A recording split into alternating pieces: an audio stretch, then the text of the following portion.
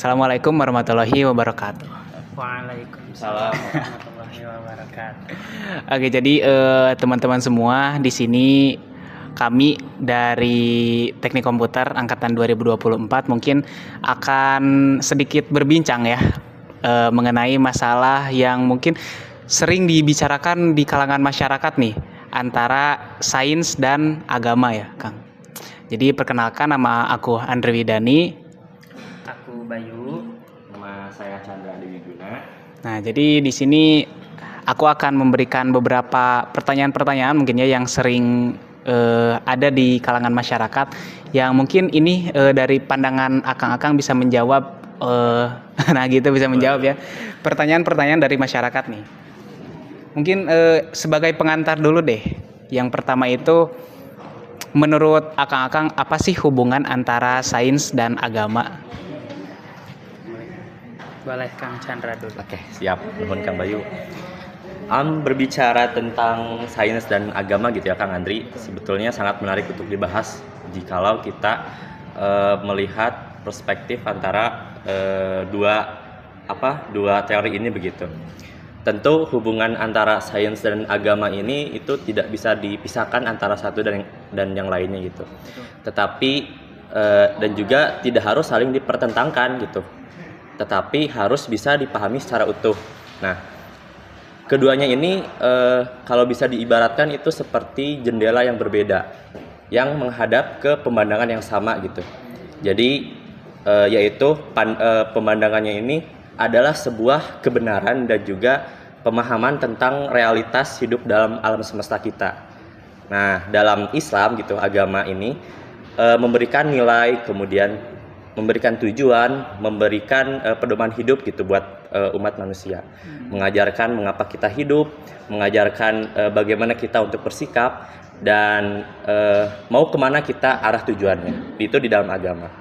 Dan sedangkan di dalam sains ini tuh memberikan sebuah alat gitu dan cara untuk memahami bagaimana dunia ini tuh bekerja gitu secara mekanis dan secara empirisnya gitu. Kalau misalkan kita melihat artikel yang kita buat gitu ya dengan judul Sains dan Sunnah Nabi Muhammad, bisa dipadukan dengan proses pencarian ilmu gitu dalam sains yang terbuka dan juga berkembang. Artinya ya ilmu agama ini tuh bersumber dari wahyu, tetapi tidak bertentangan dengan sains gitu. Bahkan bisa saling memperkuat sunnah Nabi gitu. Misalnya dengan posisi tidur, puasa dan yang lainnya, tentu banyak petunjuk atau hidup yang secara ilmiah ini bisa dibuktikan manfaatnya. Gitu Kang Andri. Nah, padahal hubungan sains dan agama itu bagus ya kalau misalkan dari tadi dari pandangan Kang Chandra. Tapi kenapa sih ada saja gitu masyarakat yang memperdebatkan antara sains dan agama? Mungkin bisa dijawab, Kang. Iya, untuk perdebatan antara sains dan agama sendiri sebetulnya bukan terjadi baru-baru ini ya Kang. Sebetulnya udah dari ratusan tahun yang lalu. Betul. Itu sudah terjadi gitu ya. Jadi ketika ada orang-orang yang berdebat gitu terkait sains dan agama, ya itu perdebatan klasik sebetulnya. Tetapi kalau ditanyakan faktor apa yang kira-kira jadi penyebab, kita nggak bisa sebutin satu hal nih, tapi pasti ada banyak faktor gitu ya yang mempengaruhi. Salah satunya adalah konsep atau objek kajian yang berbeda. Karena tadi mungkin bisa diintegrasikan ya Kang, kata Kang Chandra, tetapi objek kajian antara sains dan agama itu beda. Agama itu lebih sifatnya transenden, kemudian basisnya adalah wahyu gitu. Dan wahyu itu mutlak, mau nggak mau kita harus terima gitu. Sedangkan sains itu metode uji teorinya adalah metode ilmiah.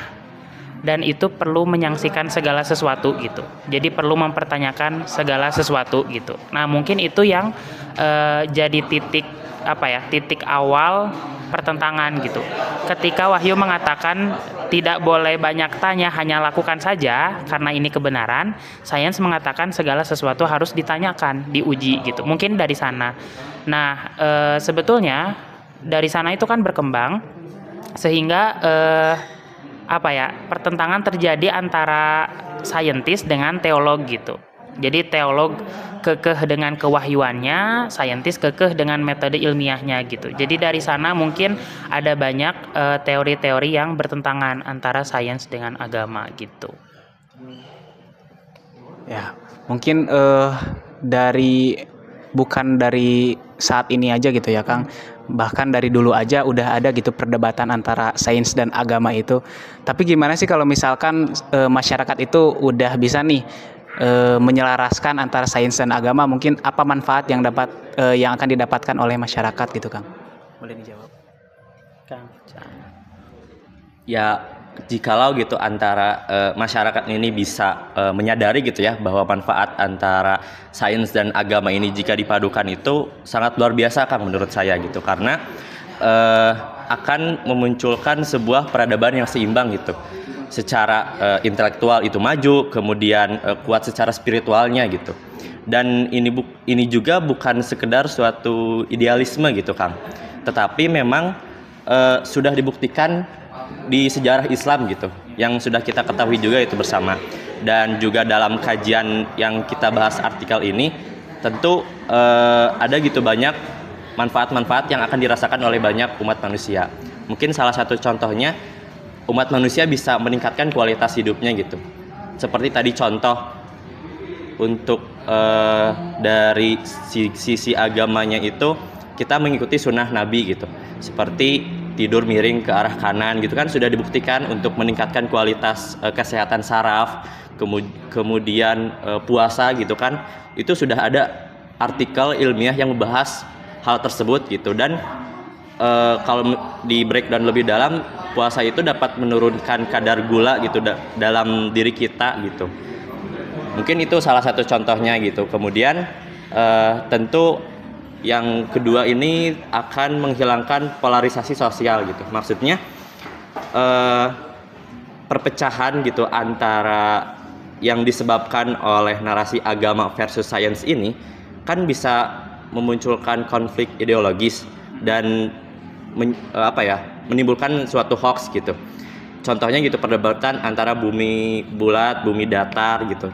Tetapi kalau misalkan masyarakat bisa memahami bahwa ajaran Nabi pun mendukung realitas ilmiah, ya maka konflik ini tidak perlu ada gitu Kang. Kemudian yang terakhir mungkin bisa mencegah fanatisme buta dan juga anti sains gitu. Yang mana jika agama dipahami tanpa sains, maka akan muncul fanatisme buta, dan sebaliknya jika sains dipraktikkan gitu tanpa nilai agama, itu akan memunculkan sebuah arogansi ilmiah gitu. Jadi yang tentunya mengabaikan etika dan juga kemanusiaan. Ketika bisa masyarakat menyadari dan juga memadukan keduanya, dan maka pemahaman ini akan lebih moderat, kritis, dan juga humanis gitu Kang. Jadi kalau misalkan sains itu sebenarnya harus ya Kang dipadukan dengan agama, karena kalau misalkan tidak ada keterkaitan antara sains dan agama itu mungkin di masyarakat tuh gimana ya, si hal-hal tersebut tuh nggak bakal bisa masuk akal kalau misalkan tidak dipadukan dengan sains. Dan mungkin kalau tidak ada agama, sains juga akan melebihi batas mungkin ya Kang. Nah mungkin di sini ada pertanyaan juga, gimana sih pandangan Islam tentang sains, atau misalkan Akang-akang tahu ada hadis atau Al-Quran yang dapat menjelaskan atau menjawab pertanyaan dari masyarakat gitu. Terkait pandangan Islam terhadap sains, sebelum masuk ke sana Kang, saya pengen konfirmasi dulu nih, bahwa sains itu tidak bisa diartikan sebagai ilmu pengetahuan alam saja. Nah, karena di masyarakat kita gitu ya, sains itu diartikan sebagai IPA gitu. Padahal sains itu lebih dari itu gitu. Nah, secara bahasa sains itu pengetahuan lah, ilmu pengetahuan gitu. Nah, dan Islam seperti yang kita tahu sangat menjunjung tinggi ilmu pengetahuan. Salah satu ayat mungkin yang bisa saya sampaikan adalah Quran surat Al-Baqarah ayat 31. Di surat itu Allah itu mengatakan bahwa Allah sudah memberikan pengetahuan kepada manusia gitu. Bunyi ayatnya, ya Allah, saya yang mengajarkan Adam pengetahuan gitu. Jadi pengetahuan itu diberikan secara langsung oleh Tuhan kepada manusia gitu. Nah, pengetahuan itu sains gitu. Jadi kalau ditanya bagaimana Islam memandang sains, Islam yang memberikan sains itu kepada manusia gitu. Tafsirnya kurang lebih seperti itu gitu ya. Kemudian saya pernah baca artikel judulnya Sains sebagai Keselamatan dalam pandangan Francis Bacon. Itu Francis Bacon menafsirkan peristiwa turunnya Nabi Adam ke dunia gitu. Bahwa Nabi Adam itu diturunkan sebagai bentuk keselamatan dari Tuhan gitu. Artinya Tuhan berkata, Francis Bacon berkata begini, Tuhan berkata kepada Adam bahwa ketika engkau diturunkan ke dunia, hanya dengan dahi berpeluh engkau akan hidup di dunia gitu kan. Nah, dahi yang berpeluh ini ditafsirkan sebagai proses mencari pengetahuan, dan proses itu adalah sains gitu. Jadi sebetulnya kaitan antara sains dengan agama seperti yang tadi disampaikan oleh Kang Chandra tuh erat sekali gitu. Dan agama tuh ibaratkan dasarnya, sains tuh ejawantahannya gitu. Begitu sih Kang. Mantap sekali nih jawaban dari Kang Bayo ya. Mungkin itu pasti bisa menjawab lah pertanyaan dari masyarakat nih. Semoga ya. Semoga. Tapi aku juga tadi penasaran nih, udah di-mention juga sama Kang Chandra, ada contoh kasus mungkinnya perdebatan antara bumi bulat dan bumi datar nih. Nah, mungkin itu dapat dijelaskan secara agama apa tidak nih, Kang? Sangat menarik ya pertanyaannya Kang Andri. Jikalau kita membahas perdebatan gitu ya antara bumi bulat dan juga bumi datar ini gitu. Tentu konflik ini tuh menunjukkan dua sisi dari masyarakat kita gitu. Yang satu tentu masih ada yang tertarik untuk menggali ilmu, dan yang satu lagi mungkin terjebak di literalisme untuk secara tekstual tanpa konteks yang ilmiah gitu. Jadi jika dikelola dengan baik gitu konflik ini, maka ya bisa menjadi sebuah pintu masuk edukasi yang antara sains dan Islam gitu. Jadi bukan malah membuat keduanya itu tampak saling bertentangan gitu. Mungkin kalau dilihat dari sisi sains, apa kata sains? Secara ilmiah kan bentuk bumi ini tuh bulat gitu. Mungkin lebih tepatnya elips itu. Sudah dibuktikan tentu dengan adanya foto satelit, kemudian ada fenomena gerhana gitu kan yang sudah ada zona waktu yang berbeda di berbagai negara. Kemudian adanya rotasi dan juga revolusi yang ada di bumi ini gitu Kang Andri. Kemudian dari sisi agamanya gitu, dari sisi Islamnya, apa kata Islam? Banyak orang yang menyadarkan gitu keyakinan bahwa bumi datar ini tuh pelanggaran dari ayat seperti ini. Dialah yang menjadikan bumi sebagai hamparan gitu. Di Quran surat Al-Baqarah ayat 22 gitu. Nah, tetapi sebenarnya jika kita tilik lebih jauh lagi, kata hamparan di sini tuh tidak berarti datar gitu. Dalam pengertian geometris ya. Melainkan menunjuk pada kenyamanan dan juga kestabilan bumi itu sendiri gitu Kang. Dalam artikel yang telah kita buat juga gitu kan, sudah dibahas gitu, ada sebuah hadis yang diriwayatkan oleh Ibnu Abbas di mana Nabi menjelaskan bahwa ya matahari terbit dan juga tenggelam di tempat yang berbeda-beda gitu bagi tiap kaum. Nah, ini tidak mungkin terjadi jika bumi itu kan datar gitu, melainkan hanya masuk akal ketika bumi itu bulat dan juga berotasi gitu. Nah, tentu apakah konflik dan juga perdebatan ini itu memperkuat hubungan sains dan Islam? Bisa dikatakan secara edukatif gitu. Ketika kita bisa tunjukkan bahwa antara Islam tidak anti sains, justru hadis dan ayat-ayat Al-Quran itu jika dikaji lebih dalam gitu ya, lebih dengan benar, itu mendukung konsep ilmiah modern gitu. Terus juga masyarakat jika diajak tidak membaca teks agama secara kaku, tentu masyarakat bisa gitu memahami maknanya secara kontekstual dan juga mendalam gitu. Dan yang terakhir mungkin perdebatan ini juga menjadi ajang untuk menyadarkan gitu bahwa kebenaran antara agama tidak akan bertentangan dengan realitas ilmiah gitu. Karena keduanya berasal dari Tuhan yang sama kan, wahyu dalam dan alam sama-sama dari ayat Allah gitu. Begitu sih Kang Andri kalau misalkan perdebatannya. Iya ya.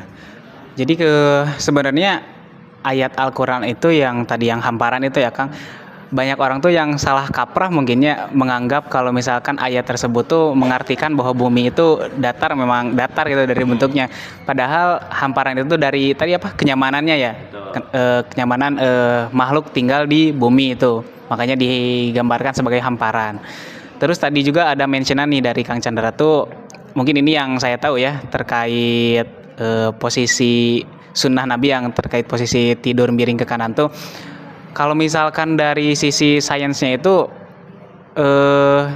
posisi miring ke kanan tuh bisa apa ya, memperbaiki gitu saraf-saraf dan juga baik untuk orang yang memiliki penyakit arteri koroner gitu kalau nggak salah. Ada di jurnalnya tuh. Jadi kalau misalkan kita tidur miring ke kanan tuh bisa memperkuat atau memperkuat jantung lah. Jadi kalau misalkan kita tidur telungkup itu kan bisa jadi sesak napas lah gitulah. Kalau misalkan telentang dan kaki kita menumpang di kaki lain itu kurang nyaman lah rasanya. Tapi nih selain itu ada juga artikel yang membahas kalau misalkan tidur ke kanan tuh nggak baik buat orang yang punya penyakit GERD, karena kalau misalkan ada orang yang punya penyakit GERD atau penyakit lambung lainnya, si asam lambungnya kalau misalkan kita tidur miring ke kanan tuh cepat naik nih. Tapi ada juga hadis Nabi yang menyebutkan kalau misalkan kita tuh harus mengambil yang baiknya aja. Dan ya kalau misalkan itu tidak baik untuk tubuh kita ya nggak perlu diambil gitu kan. Nah mungkin itu dari pendapat saya. Terus tadi juga ada mentionan nih tentang puasa ya tadi Kang Chandra. Nah itu gimana nih, bisa dijelaskan nggak? Terkait puasa dengan hadis Nabi begitu. Iya, dalam Islam puasa itu bagian dari ibadah ya. Betul Kang. Yang wajib gitu ya di bulan Ramadan. Kemudian ada juga puasa-puasa sunnah, dan sudah banyak artikel ilmiah yang membahas tentang manfaat puasa gitu ya, dari sisi medis tanpa harus mengaitkan dengan agama gitu. Tapi bagi saya ini menunjukkan bahwa Islam itu mengajarkan pola hidup yang sehat gitu. Nabi itu orang yang paling sehat kayaknya, karena sunnah-sunnah yang beliau laksanakan gitu ya, itu terbukti baik secara ilmiah gitu. Nah, saya pernah baca buku Ikigai, ini kan buku luar biasa populer ya, Ikigai. Itu orang-orang Jepang, dalam bukunya gitu ya, dikatakan orang-orang Jepang bisa panjang umur karena mereka dalam 1 minggu itu berpuasa selama 2 hari. Dan kita juga disunahkan untuk melaksanakan puasa Senin Kamis ya kan, seminggu 2 kali. Jadi ada korelasi yang erat terkait pelaksanaan ibadah puasa gitu ya, baik yang wajib ataupun yang sunnah, dengan manfaat secara medis gitu. Dan itu sudah dibuktikan secara ilmiah. Jadi tidak ada yang harus diperdebatkan karena ini sejalan gitu sih Kang. Dari Kang Chandra ada perspektif lain? Kalau dari aku sih mungkin menambahkan gitu ya sedikit dari Kang Bayu. Tentu gitu kalau misalkan kita membahas soal puasa dan juga sains ini mungkin salah satu contoh paling kuat bagaimana ajaran agama gitu, khususnya Islam ini sangat selaras dengan sains gitu. Tadi yang apa kata Kang Bayu, banyak sekali manfaat dan juga artikel yang sudah membahas manfaat-manfaat dari puasa. Nah, dalam Islam ya puasa tentu bukan hanya buat ibadah spiritual doang gitu ya Kang, tapi juga ya memiliki manfaat jasmani yang luar biasa, dan itu sudah dibuktikan penelitiannya secara ilmiah gitu. Mungkin itu sih tambahan sedikit dari aku. Great. Menarik sekali ya jawaban-jawaban dari Akang-Akang. Mungkin ini sebagai penutup aja nih Kang. Menurut Akang-Akang apa sih integrasi antara sains dan agama khususnya dalam memahami sunnah Nabi gitu Kang? Dari Kang Chandra dulu. Boleh. Kalau misalkan membahas integrasi gitu ya antara sains dan agama khususnya dalam memahami sunnah Nabi Muhammad gitu ya Kang, tentu ini tuh adalah sebuah upaya untuk menyatukan dua sumber kebenaran gitu. Jadi wahyu dan juga realitas, sunnah tidak hanya berisi itu tuntunan ibadah doang gitu, tapi bisa menyimpan nilai-nilai profetik gitu yang tentunya berdampak pada kesehatan kita, sosial gitu, psikologi dan bahkan ekologi juga gitu. Dan semua ini ya bisa dipahami lebih dalam jika kita melakukan pendekatannya menggunakan sains gitu kan. Nah, apa itu gitu integrasi sains dan agama? Ini itu adalah sebuah proses untuk menjadikan sains ini bukan lawan agama, Kang, tapi alat untuk menafsirkan dan juga memverifikasi gitu antara hikmah dari ajaran agama gitu, Kang. Mungkin dalam konteks Islam integrasi ini tuh bisa berarti mengkaji sunnah Nabi itu secara ilmiah untuk menemukan manfaat rasionalnya. Kemudian juga menggunakan sains sebagai metodologi untuk menjelaskan nilai-nilai moral gitu, sosial dan juga kesehatan yang dibawa oleh Rasulullah SAW gitu, Kang. Nah, mungkin tadi disebutkan dari contoh-contoh yang sudah kita bahas gitu ya. Mungkin ada juga di breakdown di artikel kita juga posisi tidur miring sebelah kanan, kemudian puasa, kemudian kalau misalkan kita membahas lagi ada di jurnal kita itu ada tahapan penciptaan manusia gitu di bidang embriologi. Kemudian tadi membahas perdebatan antara bumi bulat dan juga bumi datar gitu. Semuanya ini menunjukkan bahwa sunnah Nabi ini tuh bukan hanya bermanfaat secara spiritual gitu, Kang, tetapi juga secara ilmiahnya sudah terbukti gitu. Nah, jadi apa sih manfaatnya untuk integrasi antara agama dan juga sains ini? Tentu yang pertama ya meningkatkan keimanan kita gitu ya sebagai umat yang memiliki dasar logika yang bisa dipahami oleh generasi sains. Yang kedua juga membuka ruang kajian ataupun secara kontekstual dan juga berdampak langsung gitu. Mungkin yang ketiga ya bisa menghapuskan gitu sekat-sekat palsu antara agama hanya urusan akhirat dan sains hanya urusan dunia gitu. Dan juga tentu yang terakhir pasti bisa melahirkan umat yang kritis, berilmu dan juga tetap bertakwa. Gitu, Kang. Betul, setuju ya. Baik sekali cara penyampaian Kang Chandra, luar biasa. Ya, baik dari sains atau agama itu memang hubungan terbaiknya adalah diintegrasikan.